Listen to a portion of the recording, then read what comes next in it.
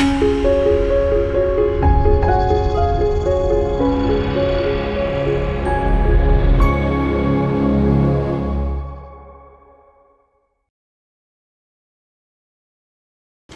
మాత్రం. నేను మీ journalist Navatha. Welcome to R voice.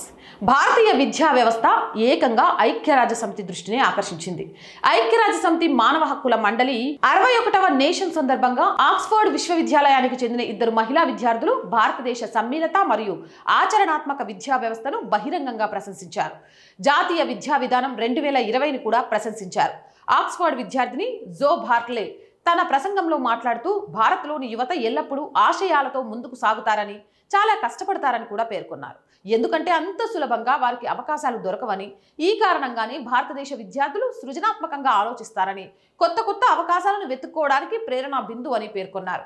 అంతేకాకుండా విద్య అంటే కేవలం అకాడమిక్ దృష్టికోణం మాత్రమే కాదని, వృత్తి నైపుణ్యాలకు సంబంధించి కూడా అని పేర్కొన్నారు. వడ్రంగి, కుట్టుపని మరియు ఇతర సాంకేతిక ఉద్యోగాలను వైట్ కాలర్ ఉద్యోగాలు మాదిరిగానే గౌరవించాలని ఆయన వాదించారు.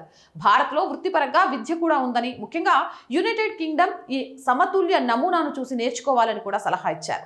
భారతదేశ విద్యా వ్యవస్థ మహాత్మా గాంధీ ఆలోచనల ప్రభావాన్ని ప్రతిబింబిస్తుందని, విద్య అంటే కేవలం పరీక్షల్లో మంచి మార్కులు సాధించడం మాత్రమే కాదని, వ్యక్తిత్వ వికాసాన్ని, సామాజిక బాధ్యతను కూడా పెంపొందించాలని సూచించారు.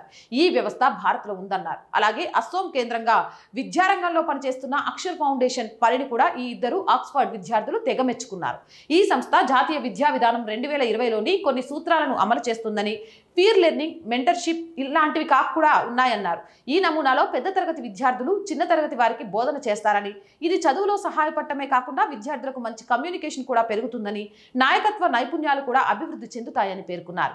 ఇలాంటి ఓ నమూనాతో ఉపాధ్యాయులపై ఒత్తిడి కూడా తగ్గుతుందని, విద్యార్థుల మధ్య స్నేహపూర్వక వాతావరణం నెలకొంటుందని ఆ 2 స్కాలర్స్ పేర్కొన్నారు. డిజిటల్ టెక్నాలజీ మరియు టెక్నాలజీ నైపుణ్యాలను విద్యలో చేర్చడం భవిష్యత్తు కెరీర్లకు చాలా కీలకమని ఆక్స్ఫర్డ్ వైద్య విద్యార్థిని పెట్రినా ల్యాండర్ అన్నారు.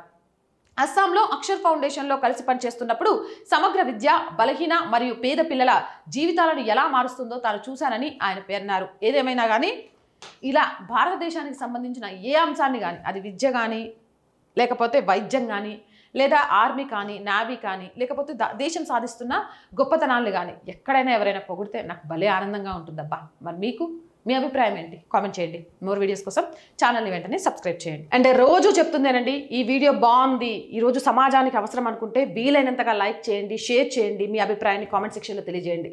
And R group of channels మీ అందరికీ తెలిసినవి మన channels R voice, R political, R Samskriti. ఈ 3 ఛానల్స్ని కూడా వెంటనే సబ్స్క్రైబ్ చేయండి. కంటెంట్ బాగుంది అనిపిస్తే మళ్ళీ చెప్తున్నా, లైక్ చేయండి, షేర్ చేయండి. అండ్ ఆర్థికంగా మీరు చేసే ప్రతి రూపాయి సహాయం ఈరోజు ఆర్ వాయిస్కి చాలా అవసరం. ఆర్థికంగా సపోర్ట్ చేయాలి అనుకుంటే సబ్స్క్రిప్షన్ పక్కనే జాయిన్ అనే బటన్ ఉంది. 1 to 5 లెవెల్స్ ఉన్నాయి. ఏదో ఒక లెవెల్లో సపోర్ట్ చేయండి. లేదా స్క్రీన్ మీద గూగుల్ పే, ఫోన్పేతో పాటు అకౌంట్ డీటెయిల్స్ కూడా ఇస్తున్నాము. మీకు తోచిన సహాయాన్ని అందించండి. అండ్ మార్కెటింగ్ యాడ్స్ కోసం ఇప్పుడు స్కూల్స్వి కానివ్వండి, మిగిలిన బిజినెస్లకు సంబంధించి కానివ్వండి, ఏమైనా యాడ్స్ ఆర్ వాయిస్కి ఇవ్వాలి అనుకుంటే 8328500576 నెంబర్కి సంప్రదించండి. జై హింద్, జై భారత్.